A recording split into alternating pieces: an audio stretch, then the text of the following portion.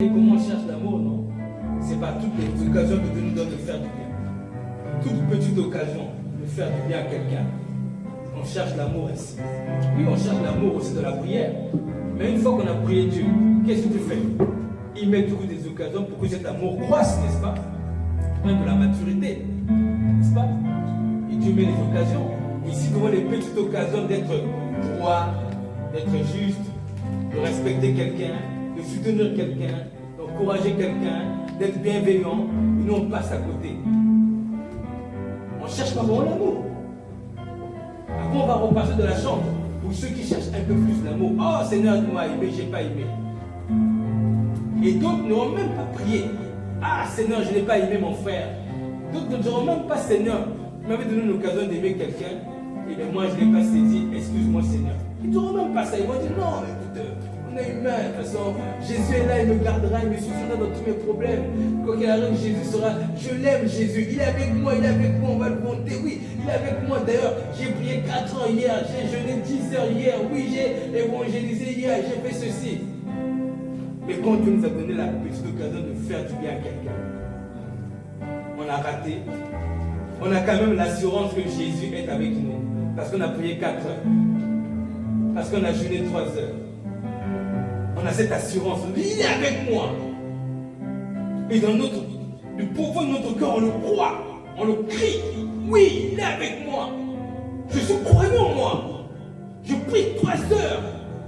Oui. Mais, quelque part, il a dit, celui qui est fidèle de les petites choses, le sera de les grandes choses. Il met des petites occasions d'aimer au quotidien, de faire du bien. Des petites occasions de faire du bien à quelqu'un. Faites par l'honnêteté.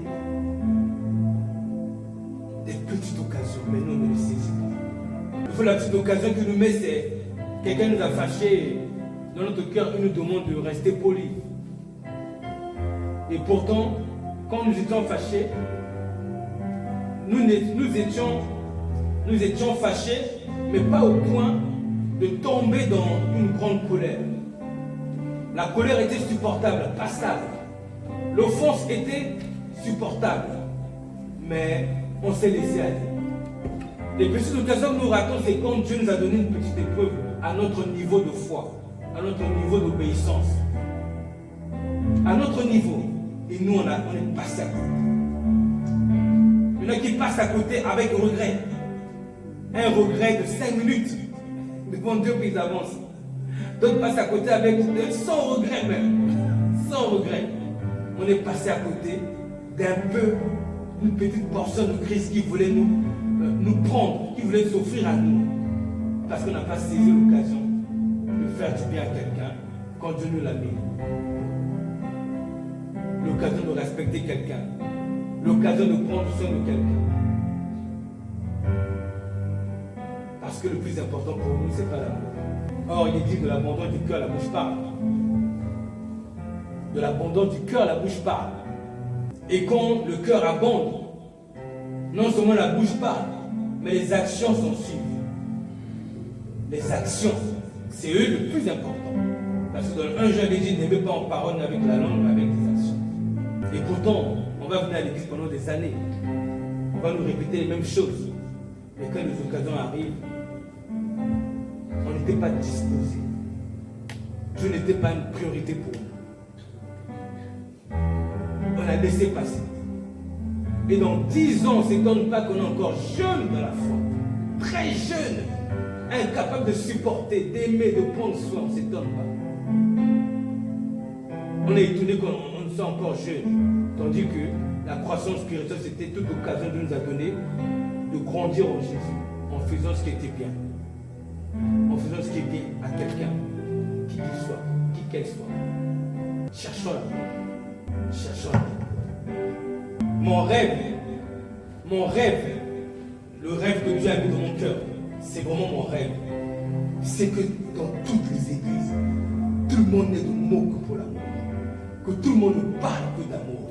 Que tout le monde se concurrence pour aimer le premier, celui que Dieu a mis comme une occasion d'aimer. Que tout le monde se concurrence. C'est ça mon rêve. Parce qu'aujourd'hui, il y a trop de docteurs qui démontent les Écritures. Il y a trop de prophètes qui écrivent de tous les côtés, tous les 5 minutes. Il y a trop. Des enseignants partout. Mais il n'y a pas beaucoup de serviteurs. Il n'y a pas beaucoup de chrétiens dont leur mission, ce n'est pas d'être prophète ou docteur, mais c'est de faire du bien à quelqu'un. Il n'y a pas beaucoup de ça. Moi, mon rêve, c'est que l'Église, moi, c'est mon rêve. C'est mon rêve. Et quand quelqu'un a un rêve, il se bat pour l'amener à la réalisation. C'est que l'Église, corps de Christ, ne parlait de langage que le respect envers autrui, l'amour envers autrui, n'est d'attitude que l'amour, l'unité, le respect, la discipline, l'écoute les uns vers les autres. C'est mon rêve. Je ne pense pas que ce soit mon rêve, je pense que c'est plutôt le rêve de Jésus-Christ qu'il a mis en moi. Je pense plutôt.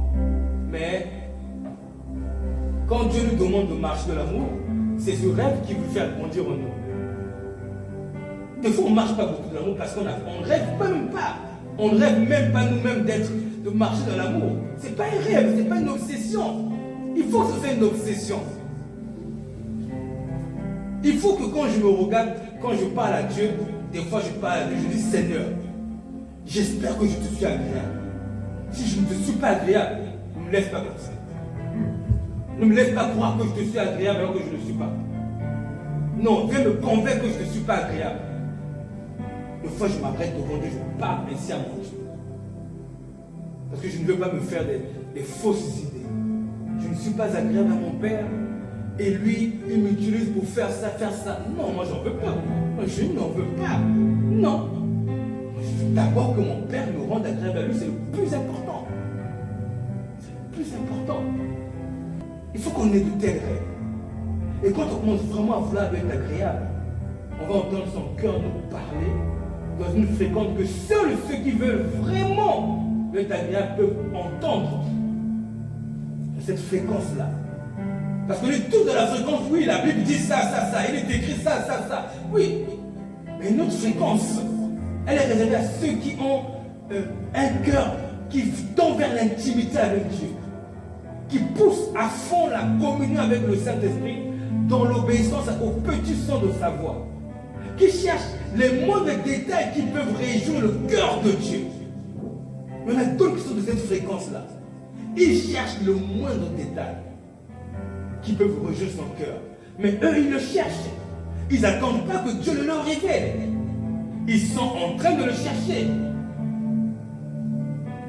Ils le cherchent. Ils le cherchent. Quand vous cherchez quelque chose, on n'a pas besoin de vous le rappeler. Vous le cherchez de vous-même. C'est vous qui le cherchez. Parce qu'il y a comme une gloire de Dieu en vous qui agit, qui vous pousse à chercher les détails de ce qui réjouirait le cœur de votre Père. C'est cette vertu-là que Christ avait. Pour ne pas dire qu'il est lui-même, mais qu'il avait. La recherche du moindre détail de ce qui réjouirait le cœur de son Père. Cette recherche. Mais est-ce qu'on le cherche? Ou bien la vie chrétienne pour nous, c'est un manteau qu'on met sur nous, on balade avec ça, avec le slogan Jésus. Voilà, après, on rentre à la maison, on est le même. On est le même qui était dans le monde. On parle pareil. On est pareil. On n'est pas différent des gens normaux. Quand on nous observe, quand nos enfants nous observent, ils ne nous trouvent pas différents des gens, des chrétiens normaux. Ou de ceux qui scandent son nom partout. On n'est que des religieux. La religion chrétienne est assise sur nous, mais sans ses vertus, sans ses principes, sans son aura, sans son zèle, sans la soif d'être agréable à Dieu. Parce que tout dépend de la soif de l'être agréable. Lui, il a dit le plus important, c'est l'amour dans 1 Corinthiens 13, 13. Tout ça, oui. Il a dit aimez-vous les autres. Il a dit beaucoup de choses. Je vous donne un commandement nouveau. Aimez-vous les autres comme je vous ai aimé, vous aussi aimez-vous. Ok, il a déjà donné des préceptes. Mais en fonction de nos soifs à chacun de nous, d'autres ont soif d'être des docteurs qui enseignent les gens. D'autres ont soif d'être des prophètes. Ils veulent que quand ils disent une chose, qu'on se rappelle, oui, là c'est moi, je l'avais dit avant que ça arrive, voilà, maintenant je l'ai dit. Vous avez vu, ah, vous savez, c'est un prophète. Vous avez la preuve, je suis un prophète. D'autres ont soif de ça. D'autres ont soif quand ils jouent la Bible. Oui, Jean 14, 15 dit ça. On se rappelle que oui, il connaît la Bible, lui. C'est un ancien, c'est un docteur. Il maîtrise les Écritures. Ça l'excite, ça le rend joyeux quand les gens reconnaissent ça. Ça, c'est sa soif.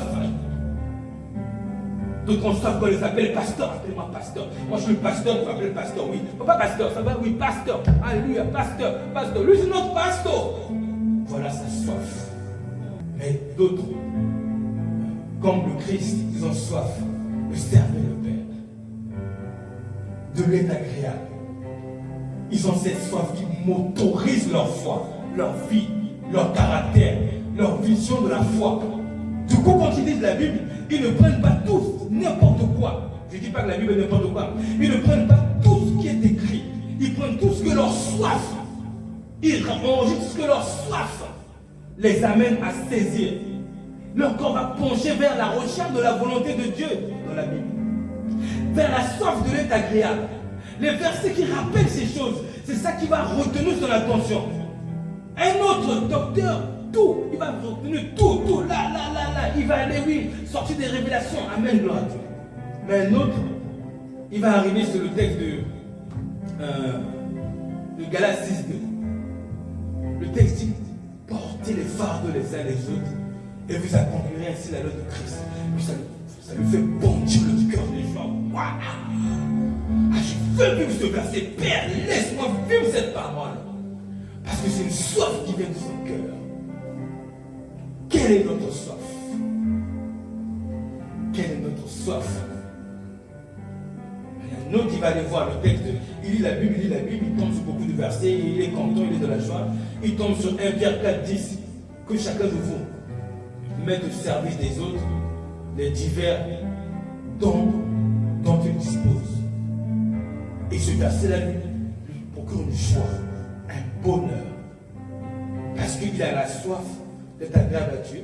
Cette soif d'être agréable à Dieu a dirigé son attention vers le moyen pour être agréable. C'est servir quelqu'un, faire du bien à quelqu'un. Quelle est notre soif?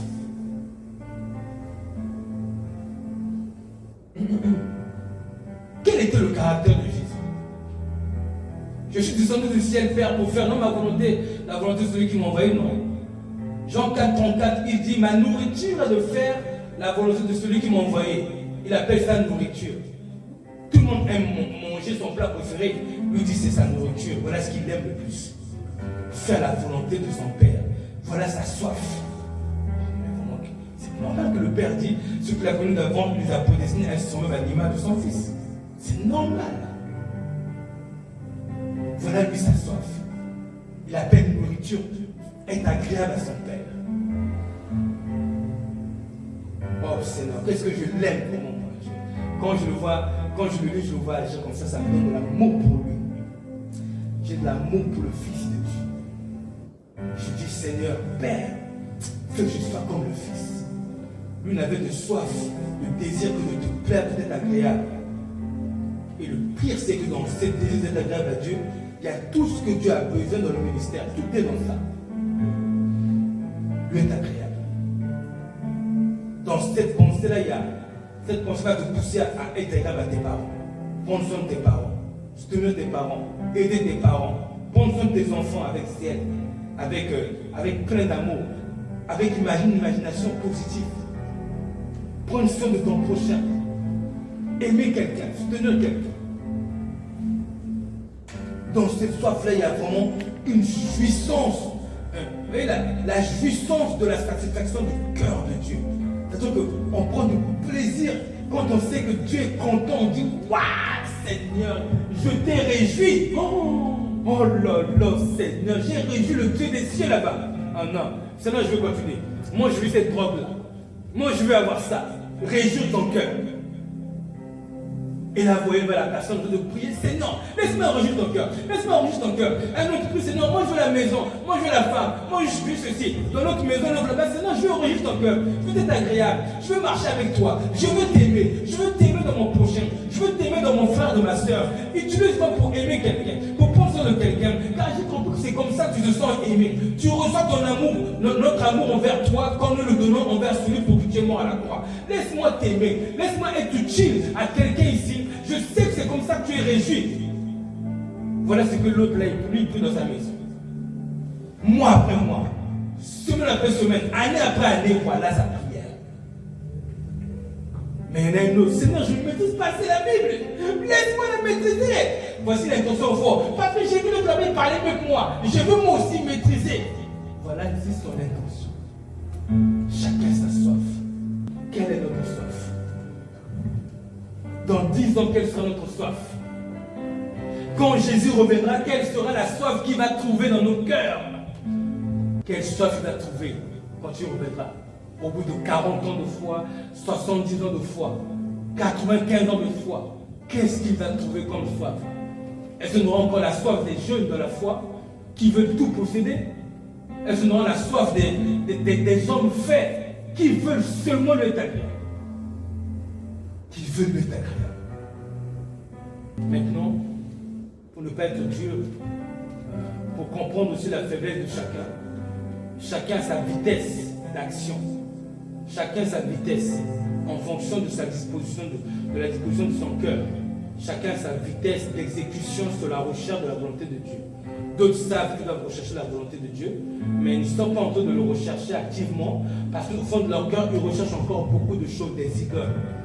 Posséder, acquérir, atteindre des objectifs personnels, professionnels, et ils recherchent ça aussi, ce qui n'est pas mauvais, mais c'est qu'ils le recherchent trop, un peu trop, à tel point que ça combat du coup la recherche de la volonté de Dieu, la recherche de la soif de Dieu, ça combat, et du coup au final, leur croissance spirituelle est ralentie, leur progression de la foi est ralentie, leur marche avec Dieu est ralentie. Ils vont demander aujourd'hui, Seigneur, je veux être agréable. Demain, ils vont le demander. Pendant 5-6 jours, ils vont demander des choses passagères. Ils vont revenir au bout d'une 2 semaines, oui, Seigneur, je veux être agréable. Et Dieu voit leur niveau de soif aussi. Et ce n'est pas étonnant que dans 10 ans, celui qui n'avait que soif de Dieu est tellement grandi que Dieu le dit, maintenant tu peux impacter les autres. Et que l'autre n'a pas encore assez grandi, n'est pas encore capable d'impacter les autres parce qu'il doit déjà commencer à s'impacter lui-même. Il a déjà du mal avec ça. Tout est question de la soif de chacun, de la disposition du cœur et de ce que nous cherchons réellement en Dieu. Qu'est-ce que le fond de notre cœur cherche en Dieu? Qu'on nous voit, qu'on nous apprécie, qu'on nous glorifie, montrer nos muscles. Ou bien on cherche à avoir le visage de Jésus, ce visage d'amour. J'espère que ce message interpelle quelqu'un. J'espère que quelqu'un va augmenter ses temps de prière sur la recherche de la vraie soif de Dieu. J'espère que quelqu'un va prier davantage pour cela. Parce que Dieu n'est pas contre que tu réussisses financièrement, professionnellement. Dieu n'est pas contre, absolument pas du tout. Mais pour Dieu, il y a des priorités. Il y a d'abord le royaume et sa justice. Il y a d'abord ce que lui il veut. Il y a d'abord ce qui ne passera pas. Dieu n'est pas contre. Chaque chose en son temps. Dieu veut qu'on soit concentré sur lui, parce que c'est lui qui ne passera pas. Oh, vraiment, je sais que quelqu'un trouve ce Dieu. Parce qu'on peut venir à l'église pendant 20 ans, on n'a pas trouvé ce Dieu. Je sais que quelqu'un le trouve vraiment. N'a envie de vivre que pour lui. N'a envie de parler, d'agir que pour lui être agréable. Vraiment, je sais que quelqu'un cherche vraiment à être agréable. Si David, plutôt, si Joseph n'avait pas ça, il aurait pris la femme de Potiphar, devant la grande tentation qui était devant lui. Et David a pris la femme d'Uri parce que cette soif avait diminué. Elle était là au départ. Quand il fuyait Saül, qu'il a épargné Saül, qu'il a dit jamais je te rendrai du mal, tu es loin de l'Éternel. Mais quand la gloire est arrivée, la royauté, la notoriété, cette soif a diminué. J'encourage quelqu'un à chercher cette soif et à prier pour que cette soif demeure même quand il sera élevé financièrement, professionnellement, ministériellement. Cette soif demeure. Cette soif a manqué à Samson un jour, qui au final a vendu, mais le don que tu l'avais donné avec une femme, a changé avec une femme, Dalila, l'amour de Dalila. Cette soif, Cette soif-là, c'est celle qu'avait le prophète Samuel. Parce qu'il est dit Samuel était fidèle dans toute la maison de Dieu. Que Dieu ne laissait tomber aucune de ses paroles. Cette soif-là, il faut qu'on la cherche. Si on veut que dans notre génération, Dieu marque la différence entre ceux qui le servent et ceux qui ne le servent pas, il nous faut cette soif. Entre les serviteurs de Dieu et les véritables fous de Dieu, ou bien dépouillés du monde que pour Dieu. Il faut qu'on ait vraiment cette soif. Cette soif te pousse à prier pour abandonner tel péché, telle addiction, telle idole. Cette soif te fait renoncer à toi. Tu commences à aimer tel plaisir, tel projet. Dieu te dit, je veux que tu arrêtes ça tout de suite, tu te contentes de ce que je te donne. Ok maître, tu effaces, tu enlèves, je me contente. Cette soif-là. S'il n'y a pas cette soif, la vie chrétienne sera échec. Tu vas faire yo, tu montes, tu descends, tu grandis un peu, tu rechutes, tu grandis un peu, tu rechutes, un peu, tu rechutes, un peu, tu rechutes. Du coup, finalement, ce n'est pas une courbe qui s'élève, c'est une courbe qui fait un peu yo. Parce que cette soif n'est pas vraiment là. Et la Bible dit, demandez, vous recevrez. Cherchez, vous trouverez. C'est ça qu'on doit chercher vraiment. Parce que Dieu sait qui le cherche vraiment, juste par le nombre de prières annuelles que Dieu voit de ses enfants. Même si la personne ne prie que 5, 15, 20 minutes, 30 minutes par jour. Mais Dieu sait que dans l'année, ça fait peut-être 1000 heures de prière pour tel sujet. Et tant de prières pour la recherche de sa volonté, la recherche du désir de l'être agréable. Dieu le sait. Que Dieu nous donne vraiment d'avoir cette soif. Parce que, oui, nous parlons de Jésus tous les jours, mais quels seront nos messages? Quels seront tes messages dans ton église? Quels seront les messages que tu vas prêcher? Mais tout est lié à la soif. Nous cherchons quoi réellement? Les miracles. Amen, gloire à Dieu. Les délivrances des gens. Ok, donc on a soif que les gens soient heureux. Très bien. Nous cherchons quoi? Que les gens soient bénis. Ou nous voulons profiter de ces gens, de leurs petites finances pour pouvoir nous bénir. Qu'est-ce que nous cherchons? La volonté de Dieu. Qu'est-ce qu'on cherche? Nos messages vont se caractériser sur notre soif. Qu'est-ce qu'on cherche? On prêche beaucoup sur l'onction. C'est bien l'onction. Alléluia. Mais la meilleure onction, elle est utile quand elle marque de l'amour. Comme dit la foi agissante par l'amour, on dit. La vraie onction, c'est celle-là. Oh, que Dieu nous donne la soif véritable.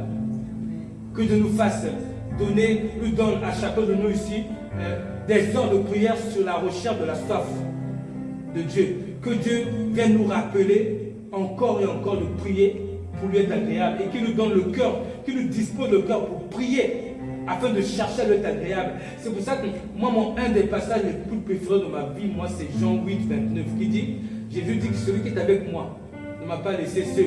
Il est toujours avec moi parce que je fais toujours ce qui est agréable. Moi, ce passage-là, c'est mon passage préféré. Un des passages préférés.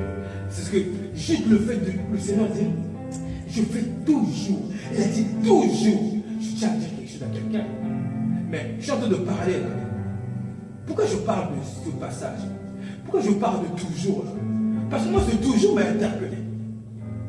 Chacun se fait interpeller parce qu'il veut qu'on lit la Bible. Mais moi, ce toujours m'a interpellé. Il a dit toujours.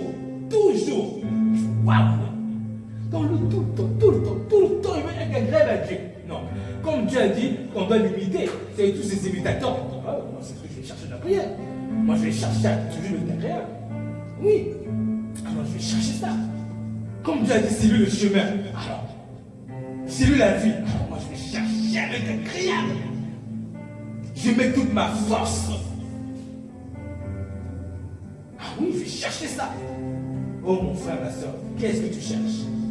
Le travail, ça viendra. Dieu donnera des opportunités. Des entreprises, des occasions, Dieu les mettra. Mets plus de zèle à chercher ce qui plaît à Dieu. Et ensuite, garde aussi un petit zèle, un petit pour chercher. Te chercher toi si tu veux. Mais mets plus de zèle pour chercher ce qui plaît à Dieu. Et si tu es serviteur de Dieu, tu es chrétien, tu es enfant de Dieu. Oui. Mets plus de zèle dans la Bible à chercher qu'est-ce qui plaît à Dieu.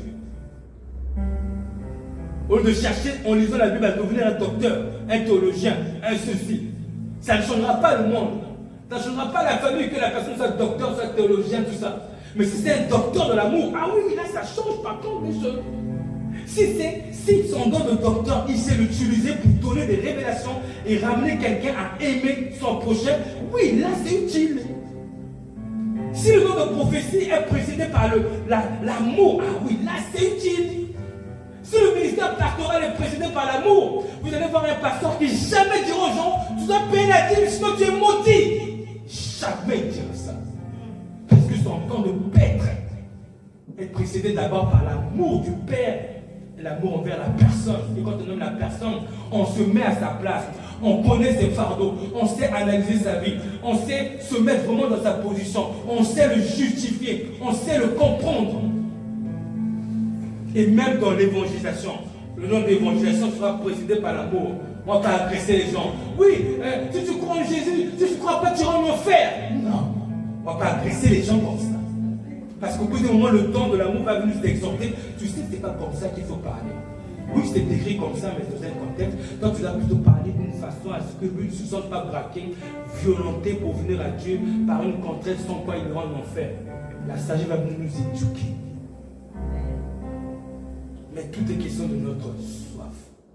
Maintenant, pour conclure, à nous de chercher à grandir dans la soif. À nous de chercher à grandir dans cette soif-là. Parce que ce qui diffère entre chrétiens, c'est cette soif. Et la soif est faible quand il y a trop de projets dans le cœur, trop d'objectifs à atteindre, ou trop d'amour de soi-même, trop d'idoles envers soi-même. Quand il y a un cœur dépouillé, c'est sur la Bible, c'est dans Luc. On va prendre le verset, le texte qui dit la parole est attendue dans le cœur, dans un cœur où il y avait des ronces et des épines. Ils ont rendu la parole infructueuse, sans fruit. Mais celui qui écoute la parole et qui le reçoit, quand la semence tombe dans la bonne terre, elle porte. Donc tout est question de la terre de notre cœur. Il y a quoi là-bas dedans? Il y a ma fierté personnelle, n'est-ce pas? Il y a ça? Ou il y a, j'ai envie quand je m'habille, je suis une fille, je veux avoir une mode sexy, que tout le monde regarde mon style. Et je veux quoi? Je cherche le paraître. Pour les hommes, je cherche quoi? Qu'on m'apprécie. Ou je cherche quoi? La croissance de les finances. Pas mauvais.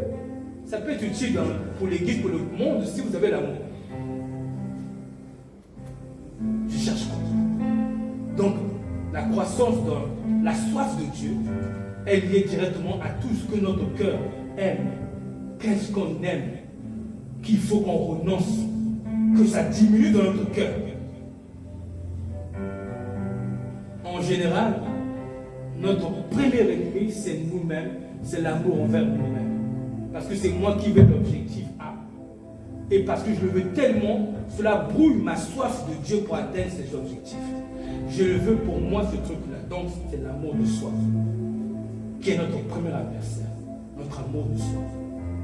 C'est pourquoi il faut prier le Seigneur pour qu'il nous dépouille de nous-mêmes, mais qu'il nous remplisse de Jésus. Seigneur, dépouille-moi de moi. Est-ce que quelqu'un peut répéter pour moi? Si quelqu'un veut. Seigneur, dépouille-moi de moi. Seigneur, dépouille-moi de moi. Dépouille-moi de mon orgueil, de ma fierté, de mon caractère, de mes objectifs égocentriques. Dépouille-moi de tous les projets que j'ai mis avant toi. Dépouille-moi de ma fierté. Dépouille-moi de l'amour de moi.